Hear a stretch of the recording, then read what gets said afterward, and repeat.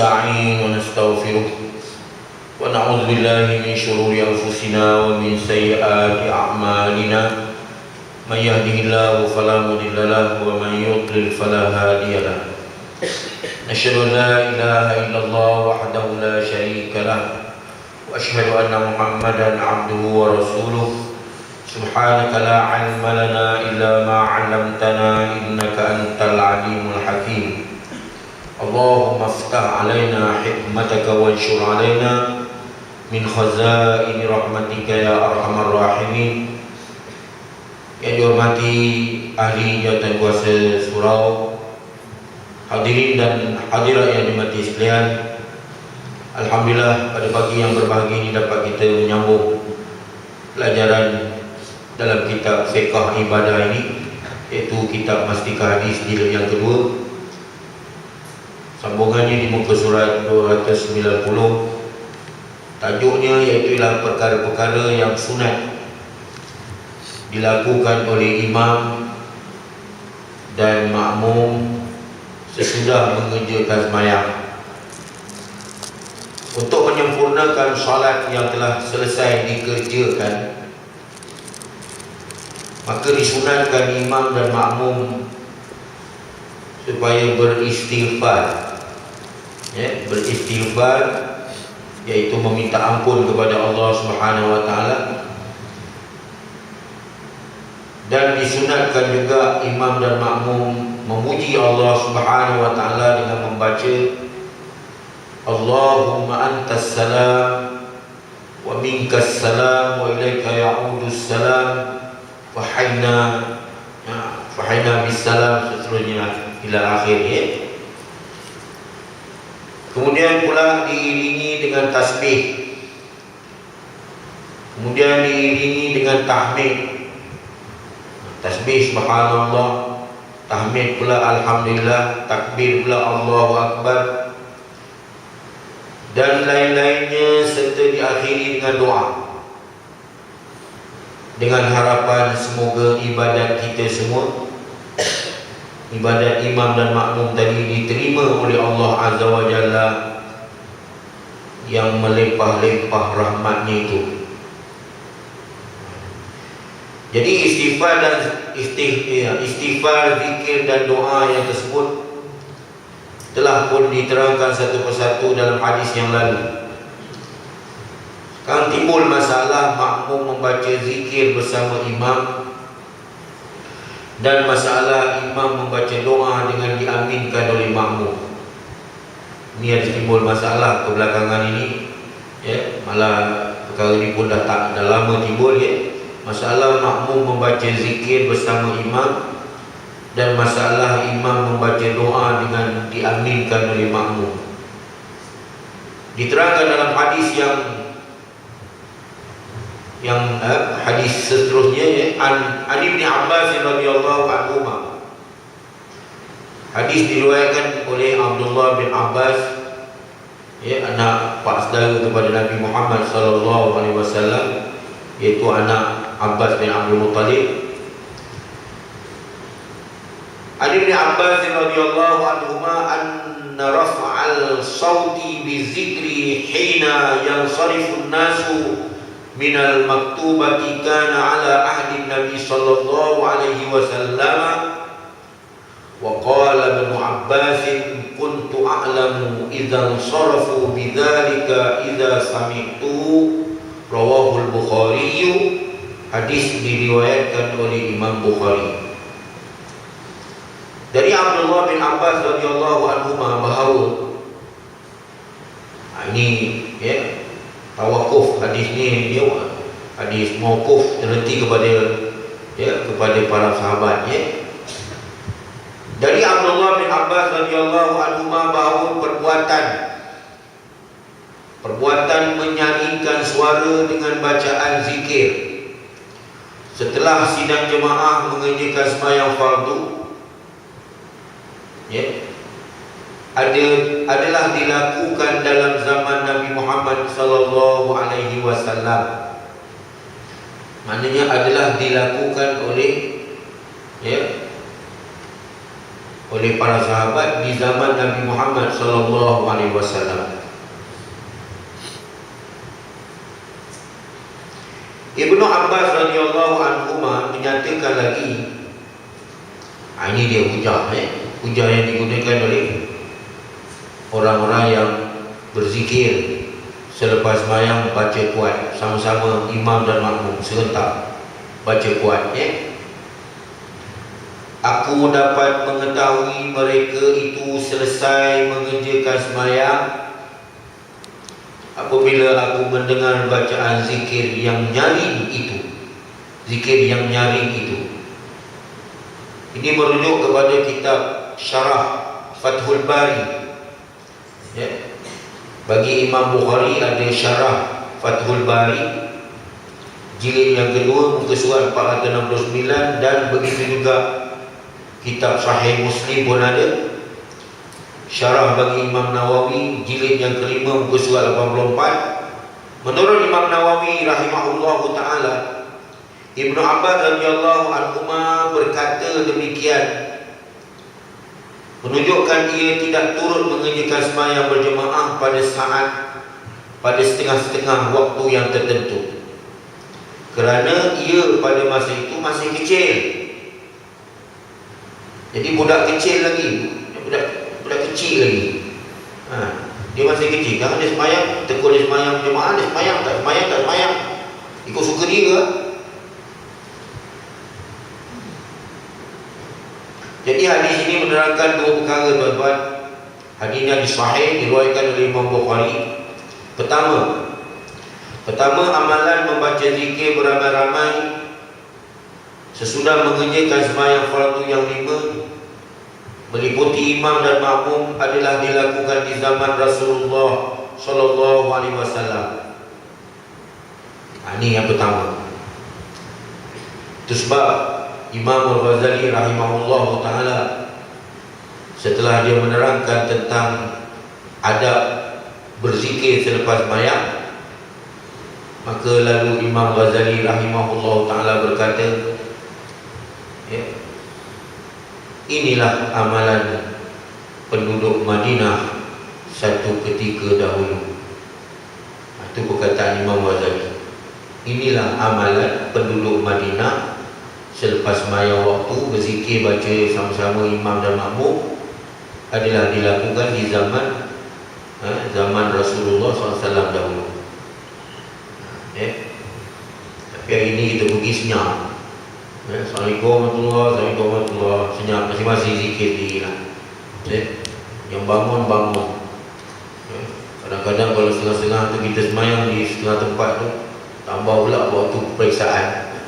Macam saya belajar kat Madinah dulu, waktu hari study week lah, minggu hari, habis dulu salam macam nak pecah pintu, bergeduduk macam lipat puluh, bangun. Tak apa yang dikejar tak tahu. Ini adab lepas sembahyang.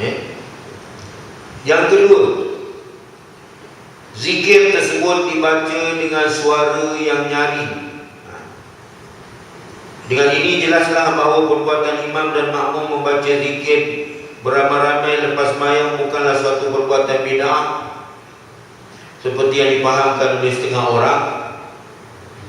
Demikian juga perbuatan menyaringkan suara semasa membacanya bukan juga perkara bid'ah. Ini disimpulkan di sini.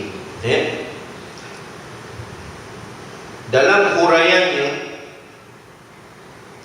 huraiannya Al-Hafidh Ibnu Hajar Al-Asqalani rahimahullahu ta'ala telah berkata, ini menjadi dalil tentang bolehnya, harusnya, dibolehkan menyaringkan bacaan zikir sesudah mengerjakan sembahyang. Ini merujuk kitab Fathul Bari, syarah bagi Imam Bukhari, yakni selepas imam dan makmum memberi salam. Itu perkataan yang diputuskan oleh Al-Hafiz Ibnu Hajar Al-Asqalani. Dalam pada itu Imam Syafi'i rahimahullahu ta'ala memberikan tafsiran bahawa perbuatan menyaringkan suara semasa membaca zikir sebagaimana yang tersebut dalam hadis ini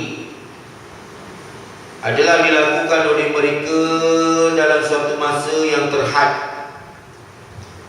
dengan tujuan hendak mengajar lafaz zikir itu. Ini tafsiran yang dibuat oleh Imam Syafi'i, ya. Bukan mereka melakukannya dengan nyaring secara terus menerus pada setiap masa. Itu yang dimaksudkan oleh tafsiran Imam Syafi'i. Beliau memberi tafsiran yang demikian kerana ada qarinah, ada alasan. Yang menjadi alasannya iaitu panduan yang terdapat dalam Quran supaya zikir dan doa itu dibaca dengan perlahan-lahan atau zikir dan doa itu dibaca secara sederhana. Oleh itu Imam Syafi'i memilih supaya imam dan makmum membaca zikir yang tersebut dengan perlahan-lahan, kecuali kalau imam bertujuan hendak mengajar makmum akan lafaz zikir itu, maka bolehlah dibaca dengan nyaring. Kemudian pada masa yang lain juga diketahuinya sidang jemaat telah menghafaznya, maka hendaklah dibaca dengan perlahan. Kalau tuan-tuan pula nak berhujah apa, cakaplah. Alasan apa? Kerana kalau baca perlahan, lama kelamaan satu generasi kepada satu generasi, akhirnya amalan wirid lepas mayang tidak lagi diwarisi. Boleh jadi, tak mustahil. Pakat lepas bagi salam tu semua diam. Dalam keadaan yang ada pada hari ini pun orang tak pedulikan zikir lepas mayang, apatah lagi langsung tak payah baca. Kerana dalam seminggu aja kita berzikir baca kuat, kemudian bertahun-tahun lamanya, berbulan-bulan lamanya, bertahun-tahun kita tak payah baca kuat. Apa risiko yang akan jadi? Maka timbullah masyarakat yang tidak reti berzikir lepas mayang. Kemudian dah begitu lama tak ada baca zikir, tak ada wirid lepas mayang, tampal signboard kat depan. Ini ada berlaku dekat di Mekah, Madinah sekarang. Tampal, buat signboard depan. Macam apa tu, arahan Sultan Selangor punya tu kan, ya signboard, tampal kat situ. Tinggal signboard je lah, alamat tak baca. Itulah risiko dia. Tak ada nak baca lah, tak payah. Memang orang lepas-lepas mayang ni kira nak cabut je. Kalau kata lepas mayang kira nak congit je dia pun, cabut je. Lama surau-surau kita pun dah tak makmur. Pasal apa? Memandangkan kita ni Kaabah dah lah tak ada kat sini, kubur Rasulullah pun dah lah tak ada. Yang ada inilah setakat yang mana yang ada. Tuan-tuan dapat memakmurkan masjid, surau dan madrasah dengan fi buyutin azinallah an turfa'a wa yuzkar fi hasmu. Di rumah-rumah Allah diizinkan oleh Allah SWT untuk kita mengangkat suara-suara kita. Fi buyutin azinallah, di rumah-rumah Allah kita diizinkan, dibenarkan oleh Allah SWT untuk kita mengangkat suara kita, dengan berzikir, dengan mengangkat suara. Di rumah pun kalau kita buat kenduri kendara, baca doa tahlil arwah. Kalau zaman dulu dengan marhabannya, marhaban ya nurul aini, marhaban, marhaban ya marhaban. Orang pun bersemangat lah, berjanjinya dengan apa, punya semua macam itu. Barulah berkat. Kalau dah tak ada apa-apa kan tadi, ganti dengan rock, ganti dengan tu karaoke. Ya, selepas Ustaz Ahmad Fauzi membacakan doa, maka tibalah masa kita berkaraoke. Gelegi kaki. Kaki tu kaki pun tak sedar, ding-ding, bergerak kaki. Tak sedar, dia punya respon daripada lagu tu menyebabkan bergerak kaki, menganjal. Habis sudah je. Itu lagi. Demikianlah kesimpulannya tuan-tuan, dan kesimpulan inilah yang ditegaskan oleh alim ulama fiqh yang muktabar dalam kitab masing-masing. Kemudian terus kita masuk bab yang baru pada pagi ini, iaitu ceraian yang ke-11 berkaitan dengan sembahyang orang yang musafir. Lalu Allah SWT telah berfirman, A'udzubillahi minasyaitonirrajim. Wa idza darabtum fil ardi falaysa 'alaikum junahun an taqsuru. Falaysa 'alaikum junahun an taqsuru minas salati in khiftum an yaftinakumul ladzina kafaru. Sadaqallahul azim. Dan apabila kamu musafir di muka bumi, maka kamu tidaklah berdosa untuk mengkasarkan, yakni memendekkan sembahyang jika kamu takut diserang oleh orang-orang yang kafir. Ayat 101 surah An-Nisa. Sungguh pun kandungan ayat suci ini menyatakan orang musafir dibolehkan mengkasar sembahyangnya jika ia berada dalam keadaan cemas menghadapi ancaman musuh. Tetapi orang musafir juga dibolehkan mengkasarkan sembahyang, memendekkan sembahyang dalam masa aman damai. Nampak ayat ini macam dalam huru-hara, dalam keadaan menghadapi ancaman musuh. Tetapi sebenarnya orang musafir juga adalah dibolehkan mengkasar sembahyang dalam masa aman damai sebagai satu rukhsah, satu lesen, satu kemudahan yang diberikan oleh Allah SWT kepada umat Islam. Bagaimana yang dijelaskan oleh Rasulullah SAW semasa menjawab kemusykilan yang dilahirkan oleh Sayyidina Umar bin Khattab radhiyallahu anhu merujuk kitab Nihayatul Muhtaj. Jadi hukum sembahyang orang musafir, selain daripada yang diterangkan dalam Al-Quran seperti yang disebutkan di atas itu, diterangkan juga dalam hadis. Jadi ada dalil Qurannya, ada dalil hadisnya.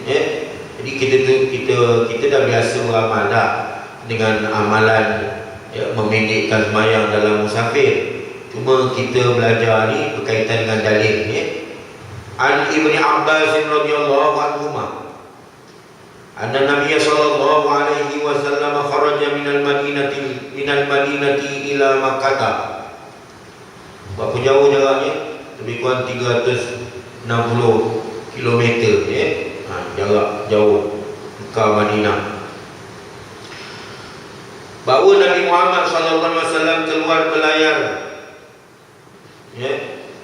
dari Abdullah bin Abbas radhiyallahu anhuma anna Nabi SAW kharaja minal madinati ila Makkah al-Mukarramah la yakhafu illa rabbal alamin fasalla raka'ataini rawahu Tirmizi.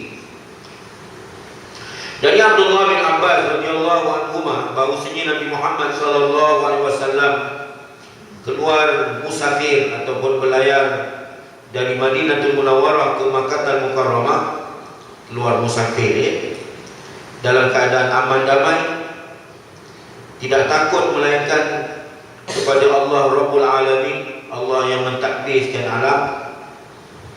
Lalu baginda sallallahu alaihi wasallam mengerjakan sembahyang fardu yang 4 rakaat itu dengan hanya 2 rakaat saja. Ini dalil walaupun dalam keadaan keamanan Ini merujuk kepada kitab Tuhfatul Ahwazi. Menurut huraiannya, hadis ini juga diriwayatkan oleh Bukhari dan Muslim, muttafaqun alaih. Jadi orang yang keluar belayar ataupun musafir dengan meninggalkan rumah tangganya dan kampung halamannya adalah diberi kelonggaran ataupun kemudahan atau diberikan lesen dalam mengerjakan perintah syarak, diberi kemudahan, ya. Dalam mengerjakan perintah syarak yang tertentu, seperti sembahyang fardu yang 5, seperti berpuasa pada bulan Ramadan, tetapi dengan beberapa syarat yang tertentu. Mengenai sembahyang, ia diberi kemudahan mengerjakan sembahyang qasar, yakni memendekkan bilangan rakaatnya dari 4 rakaat kepada 2 rakaat sahaja, seperti yang dapat dipaham daripada kandungan hadis ini. Begitu juga menurut hadis-hadis yang lain, bahkan telah ijma' ataupun telah disepakati oleh para ulama menyatakan hanya sembahyang zuhur, hanya sembahyang asar, dan hanya sembahyang isyak yang bilangan rakaatnya 4 rakaat yang dibolehkan mengkasarkannya menjadi 2 rakaat.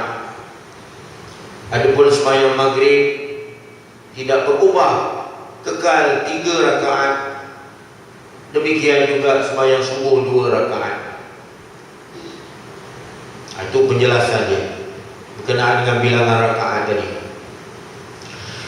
Menurut Imam Syafi'i rahimahullah ta'ala dalam kitab Al-Um,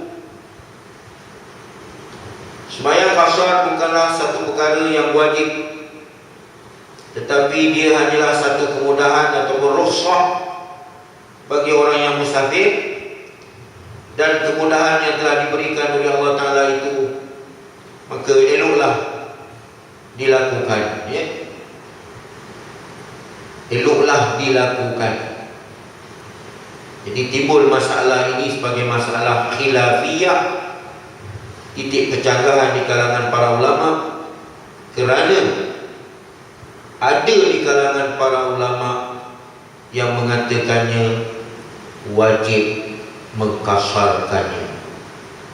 Jadi khilafiyah, kalau berdebat sampai bila tak selesai, orang ni kata wajib, orang ni kata sunat, orang kata ni rukhsah je. Jadi terpulang, Ini dalam kitab Tuhfatul Ahwazi. Dalam pada itu kata Imam Syafi'i rahimahullahu ta'ala, jika ada yang tidak mengkasarkan sembahyangnya dalam musafir, maka sembahyangnya itu adalah sah juga. Dalam pada itu, dalam pada dia mengatakan, bukan satu perkara yang wajib, kata Imam Syafi'i tadi, tetapi dia sebagai satu kemudahan bagi orang yang musafir, dan kemudahan yang telah diberikan oleh Allah Ta'ala itu eloklah dilakukan, kata Imam Syafi'i. Dalam pada itu katanya lagi, jika ada yang tidak mengkasarkan sembahyangnya dalam masa musafir, maka sembahyang itu juga adalah sah. Demikian kesimpulan masalah ini menurut huraian Imam Syafi'i rahimahullahu ta'ala. Jadi jelasnya beginilah, orang musafir adalah diberi rukhsah oleh Allah SWT dalam mengerjakan perintah-perintah syarak yang tertentu. Ia dibenarkan mengkasarkan sembahyangnya, dan ia juga kalau musafir dalam bulan Ramadan adalah dibenarkan meninggalkan puasanya, tapi syaratnya adalah mengqadha puasanya itu pada masa yang lain. Rukhsah itu lebih afdal. Rukhsah ataupun kelonggaran ataupun kemudahan ataupun lesen itu lebih afdal diamalkan. Lesen memendekkan sembahyang, dalam musafir ini lebih afdal diamalkan, kerana ia bukan sahaja dibenarkan bahkan ia juga adalah diridai oleh Allah Subhanahu wa ta'ala. Kalau boleh berhujah macam itu tak apa, ya? Timbul masalah nak berjemaah. Kadang-kadang maklumlah dalam musafir ni, bila turun saja daripada bas, ada yang nak pergi buang air kecil, ada yang nak pergi buang air besar, ada yang perut lapar, ada yang perut memulas, ada yang macam-macam. Jadi berjemaah dalam musafir itu adalah hukumnya, ya, harus, harus. Dia tak jadi tuntutan macam biasa. Pasal apa? Masing-masing hal, masing-masing dengan perut memulas, masing-masing. Orang yang selesa tak ada apa-apa, oi cepatlah, orang dah tunggu lama ni. Macam itu dah jadi macam itu pula dah. Tunggu nak kamat, lambat berpenuh, lama-lama kamat lagi. Dah berang malah lambat no. Tak payah tunggu, tak payah menyusah kan. Yang mana dulu, buatlah dulu berjemaah. Yang mana lewat, dia nak buang air kecil, dia nak makan, dia nak lepak dulu dengan keluarga dia nak uruskan hal anak dia, nak dengan pampers dia, dengan apa. Tak boleh nak paksa lah. Itu diharuskan, ya. Tak ada pada masa itu, ya, di macam setengah-setengah mazhab tu memang diwajibkannya berjemaah kan. Setengah wajib berjemaah, setengah-setengah kita patut kifayah, buat seorang lain tak payah. Tapi ceramah tak boleh, kena dengar semua. Kalau seorang tidur, semua tak dengar, ya. Tak boleh, kena dengar sama-sama. Kemudian kita pergi kepada satu hadis lagi diterangkan di sini. Ali bin Umar radhiyallahu anhu qala Rasulullah sallallahu alaihi wasallam, "Inna Allah yuhibbu an yu'ta rukhasuhu kama yakrah an yu'ta ma'siyatuhu." Rawahu al-Imam Ahmad. Dari Abdullah bin Umar radhiyallahu anhu. Banyak hadis yang diriwayatkan dari Abdullah bin Abbas, ya. Ini satu orang sahabat yang masyhur, terkenal dengan meriwayatkan hadis, ya. Dan dia adalah di antara mereka yang pakar dalam mentafsirkan Al-Quran Al-Karim, ya. Ada 4 Abdullah, selalu saya bilangkan, Abdullah bin Abbas, Abdullah bin Umar, Abdullah bin Amr bin Al-As, ya, Abdullah bin Mas'ud, ya. Ada 4 Abdullah, abadilah arba'ah, ya. 4 Abdullah, ya. Kita dolar, ya. 4 si dolar. Dari Abdullah bin Umar radhiyallahu anhu katanya, Rasulullah SAW telah bersabda, sesungguhnya Allah SWT suka, yakni redha, ya. Inna Allah Ta'ala yuhibbu tu cinta, kasih. Ayyuta rukhasuhu, sesungguhnya Allah SWT suka, redha supaya rukhsah yang diberikannya itu diamalkan, sebagaimana ia tidak suka perkara-perkara maksiat ataupun perkara-perkara yang, ya, derhaka kepada Allah Ta'ala itu dilakukan, seperti meninggalkan sembahyang, itu Allah Ta'ala tak suka, ya. Ataupun perbuatan-perbuatan yang boleh membawa kepada perbuatan maksiat, larangan, ya, Allah Ta'ala tak suka, ya. Hadis diriwayatkan oleh Imam Ahmad. Ya. Maknanya Allah redha dengan kita melaksanakan kemudahan tadi, rukhsah tadi, sebagaimana Allah tidak suka perkara maksiat dilakukan. Wa fi riwayatin, dalam satu riwayat yang lain, kama yuhibbu an tu'ta azaimuhu, menurut satu riwayat yang lain bahawa Allah Ta'ala suka rukhsah yang diberikannya itu diamalkan, sebagaimana Allah suka supaya perintah-perintahnya yang diberati supaya diamalkan.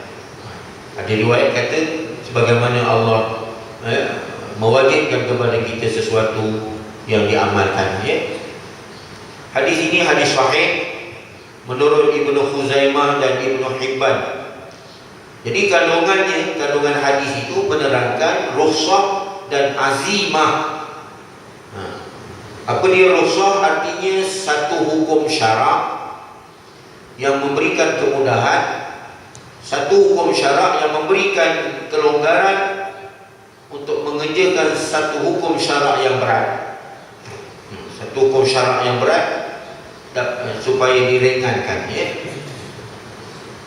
Sebenarnya rukhsah ini hanya diberikan kepada orang yang ada uzur syar'i, seperti musafir, seperti sakit, seperti sedang menghadapi sesuatu kesukaran yang tak dapat dielakkan. Adapun azimah pula ialah perintah syarak yang diberati mengerjakannya, zuhur, asar, maghrib, isyak, subuh, ya, dan tetap tidak berubah menurut keadaan asalnya, mesti dilaksanakan juga, ya. Itu azimah. Itu sebab dalam hadis tadi dia sebut, ya, wa fi riwayatin kama yuhibbu an tu'ta azaimuhu, ya, azimah, ya. Hadis ini menerangkan dasar-dasar kemudahan yang terdapat dalam agama Islam sebagaimana yang ditegaskan oleh Allah SWT dalam Quran. Yuridullahu bikumul yusra wa la yuridu bikumul usra. Allah menghendaki kamu beroleh kemudahan dan Allah tidak menghendaki kamu menanggung kesukaran. Ini duduknya dalam ayat 185, ya, dalam surah Al-Baqarah. Yuridullahu bikumul yusra wa la yuridu bikumul usra. Dan begitu juga firman Allah Ta'ala, wa ma ja'ala 'alaikum fid dini min haraj. Dan Allah tidak menjadikan kamu menanggung sesuatu keberatan dan menanggung sesuatu susah payah dalam perkara agama. Maknanya kita buat sesuatu itu dengan penuh kerelaan hati, ya. Raditu billahi rabban wa bil islami dinan wa bi Muhammadin nabiyyan wa rasulah. Kita pun menerimanya dengan penuh kerelaan, keredaan, ya. Jadi Allah, ya, pun sebab itu kita dinilai amalan kita ini dari segi keikhlasan hati kita, kerana ikhlas itu datangnya daripada keredaan hati kita. Kita reda melaksanakannya sebagai penghambaan diri kepada Allah Subhanahu wa Ta'ala. Sebab itu dinilai, ya, diberikan ganjaran pahala yang begitu besar. Di sini diterangkan syarat sembahyang qasar. Menurut uraian ulama rahimahumullah taala, orang musafir yang diberi rukhsah untuk mengqasarkan sembahyangnya, syaratnya seperti berikut. Yang pertama, perjalanannya itu dengan tujuan yang baik, pergi menziarahi saudara mara, adik-beradik di Pualamai, tapi bukan untuk melakukan maksiat, ya, perbuatan derhaka, ya, bukan untuk melakukan maksiat. Itu yang pertama. Yang kedua, jauh perjalanannya sekurang-kurang 2 marhalah, kira-kira 91 km perjalanan, ya, jarak jauh, 91 km, ya, jarak perjalanan itu, ya. Marhalah dikatakan 2 marhalah, maksudnya ialah kira-kira 91 km, barulah boleh buat qasar dan jamak. Yang ketiga,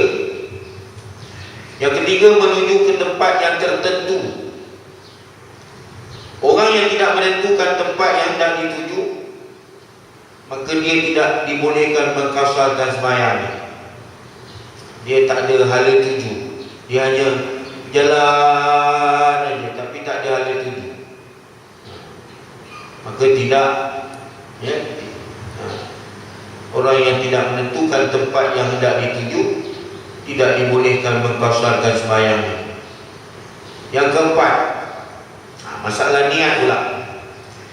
Masalah niat iaitu ialah berniat mengerjakan sembahyang qasar berserta dengan takbiratul ihram pada tiap-tiap kali ia mengerjakan sembahyang. Berniat mengerjakan sembahyang qasar. Saja aku sembahyang zuhur dengan qasar, iaitu memendekkan sembahyang 2 rakaat. Kalau jamak dijamakkan sekali dengan sama ada jamak takhir ataupun sama ada jamak takhir ataupun jamak takdim.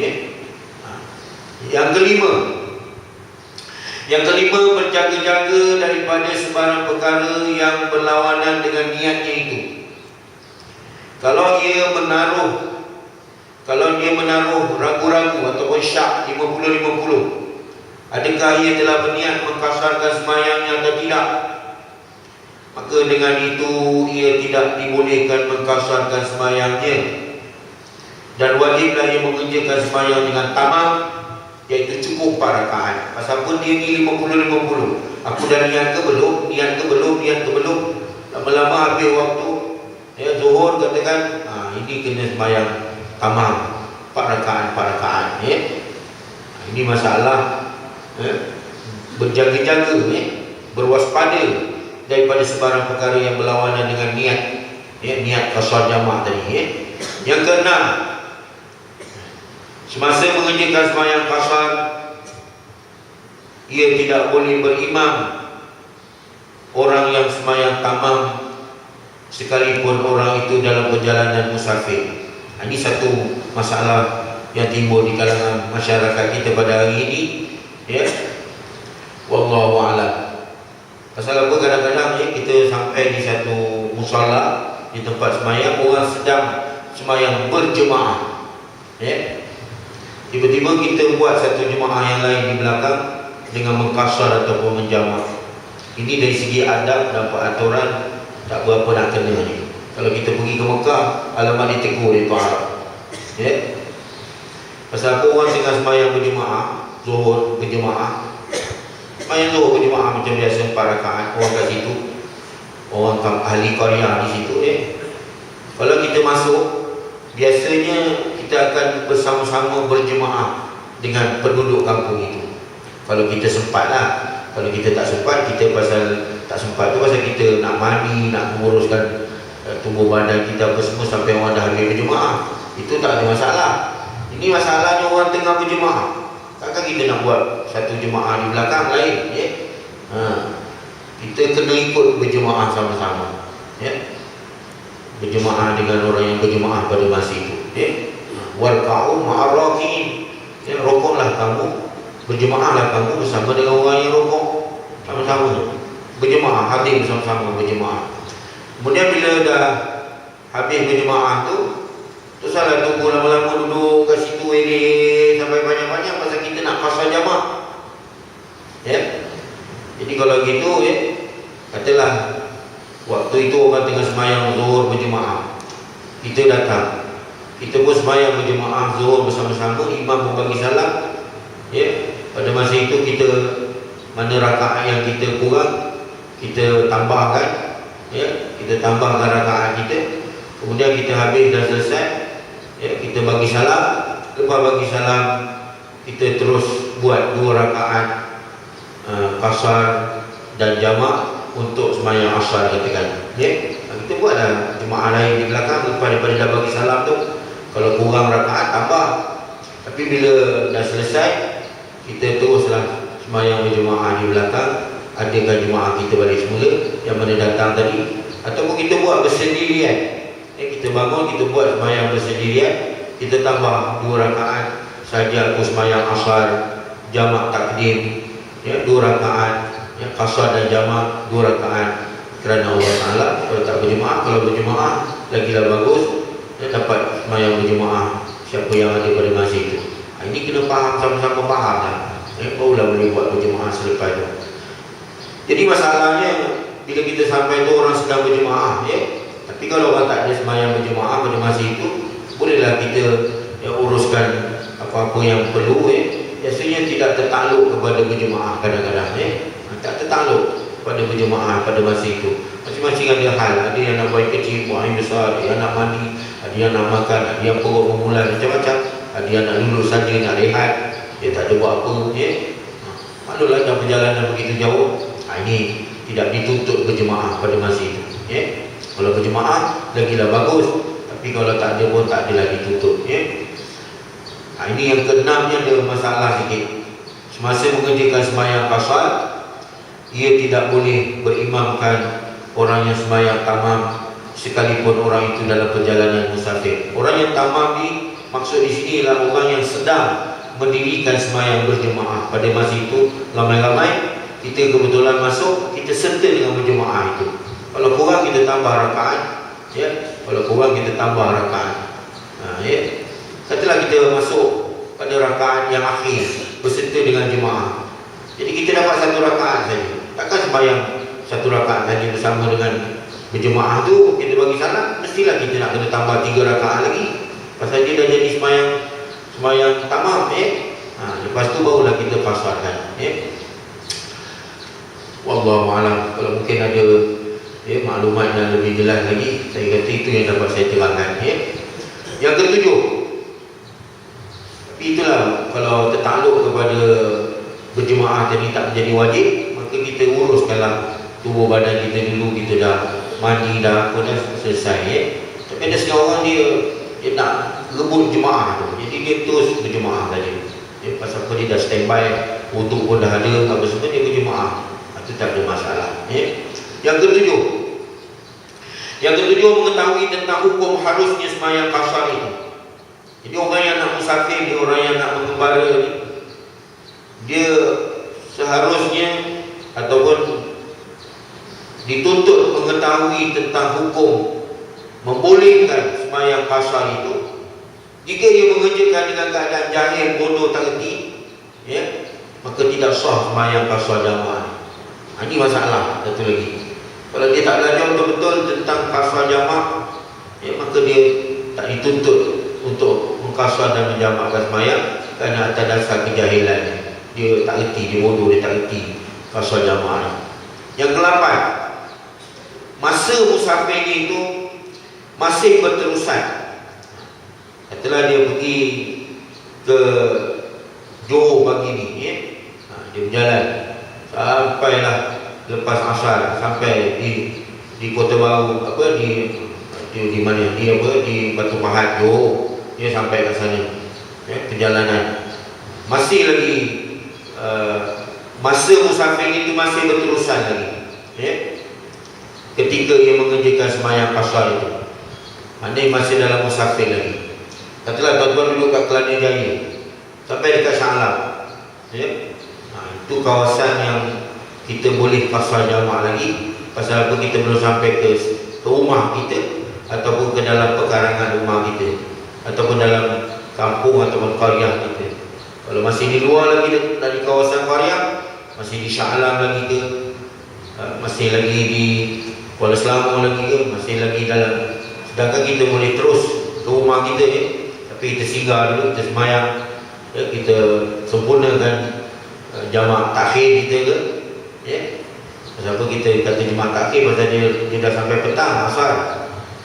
Jadi dia sampai ke situ, dia sembahyang asar, sembahyang zuhur, jamaah qasar. Sedangkan kalau dia balik ke rumah, dia tak payah qasar jamaah lagi dah. Dia boleh buat tamam, dia boleh sempurna. Tapi dengan sebab dia singgah ke kawasan yang bukan kawasan ahli qaryah dia, ataupun dalam rumah dia, tak sampai ke rumah dia, maka pada masa itu bila dia dah sampai di kawasan luar daripada kawasan itu, dia boleh qasar jamaah lagi. Dan balik rumah tu dah tak payah sembahyang lagi dah. Kalau walaupun waktu asar masih ada lagi, walaupun waktu asar masih ada lagi, ini yang saya dapat faham daripada qasar jamaah ini. Kalau begitu, masa untuk berqasar, dalam hadis yang berikut diterangkan bilangan hari yang dibenarkan melakukan sembahyang qasar. Hari-hari yang dibenarkan melakukan sembahyang qasar. Tengok, di sini pun ada perkara yang berkaitan dengan hari ini. Ibn Abbas radhiyallahu anhu qala aqama Nabi sallallahu alaihi wasallam 19 yaqsuru, rawahu al-Bukhari. Dari Abdullah bin Abbas, anak pas dari Nabi radhiyallahu anhu. Katanya Nabi Muhammad sallallahu alaihi wasallam telah tinggal di Makkah Mukarramah 19 hari dengan mengerjakan sembahyang qasar. Pelik tak pernah dengar ni. Rasulullah daripada Madinah, dia musafir ke Mekah, tempat kediamannya di Madinah. Dia dah berhijrah ke Madinah. Jadi apabila dia pergi ke Mekah mengerjakan haji ke, ya, pada masa itu Nabi pernah diriwayatkan mengkasarkan sembahyang, ya, sembahyang selama 19 hari. Hadis diriwayatkan oleh Bukhari dan Peristiwa ini, peristiwa Nabi kasarkan Nabi kasar, ya, Nabi Muhammad SAW telah tinggal di Mekah sampai 19 hari dengan mengerjakan sembahyang kasar. Peristiwa ini berlaku setelah baginda berhijrah ke Madinatul Munawwarah dan bermustautin di Madinatul Munawwarah. Di sana, mustautin maknanya dah jadi taraf bumi putera di Madinatul Munawwarah. Muwatin, istilah muwatin tu taraf bumi putera, dia duduk kat Madinah dah, ya, pada masa itu. Kemudian pada tahun hijrah yang ke-8, ya, setelah Islam berkembang dengan kuat, ya, dengan gagah perkasa pada masa itu, baginda berangkat ke Makkah Mukarramah bersama-sama kira-kira 10,000 dari bala tentera Islam dari Madinatul Munawwarah dan berjaya menguasai tanah suci Makkah Mukarramah pada masa itu, yang dikenali dengan Amul Fathi, hari pembukaan Mekah. Maksudnya Nabi berjaya masuk ke dalam Mekah dengan bilangan tentera 10,000. Penduduk Mekah pada masa itu 2,000 saja, ya. Turunan ini dia tak berapa banyak anak lah, ya. Tapi Bani Israel je kan, anak bukan main banyak, ya. Macam Palestin tu, orang Palestin keturunan Bani Israel, anak ramai, ya. Dia tak ada perancangan keluarga semua, dia memang lahir anak keturunan begitu banyak, ya. Itu yang penduduk Mesir zaman Firaun, dia cemburu kepada penduduk Bani Israel ni, ya, pasal dia keturunan anak cucu-cucu Nabi Yaqub, ya. Dia lahir bukan main, dia punya dia punya kesuburan dia, ya. Produktif lah orang kata, ya. Dalam masa inilah baginda tinggal di Makkah Mukarramah selama 19 hari mengerjakan sembahyang qasar seperti yang tersebut dalam hadis ini, kerana baginda dalam keadaan musafir, dan sesudah itu baginda kembali ke Madinatul Munawwarah, tempat mustautinnya yang baru, ya. Ada dalil sampai 19 hari. Dalam hadis yang lain disebutkan juga seperti berikut. Ini kalau saya tak terangkan takut pula pakak-pakak buat musafir sampai 19 hari pula ni. Dari Imran bin Husain radhiyallahu anhu katanya, aku pernah turut berperang bersama Rasulullah SAW dan aku telah turut serta semasa baginda mencapai kemenangan menguasai Makkah Mukarramah. Ada dua stesen. Stesen yang pertama, dia pernah berperang bersama-sama Rasulullah SAW, dan kata siapa ni, kata Imran bin Husain juga, aku ada bersama dengan Nabi semasa di Makkah Mukarramah, iaitu menguasai Makkah Mukarramah. Lalu ia tinggal di Mekah selama 18 malam, tidak mengerjakan sembahyang melainkan dengan qasar 2 rakaat dia telah, ya. Dan baginda juga memberitahu sidang jemaah dengan sabdanya, wahai orang-orang Mekah, sembahyanglah kamu 4 rakaat. Orang Mekah yang 2,000 orang tu, sembahyanglah kamu 4 rakaat. Kami sembahyang qasar 2 rakaat kerana kami kaum musafir. Rasulullah bagi tahu pada penduduk Mekah, ya.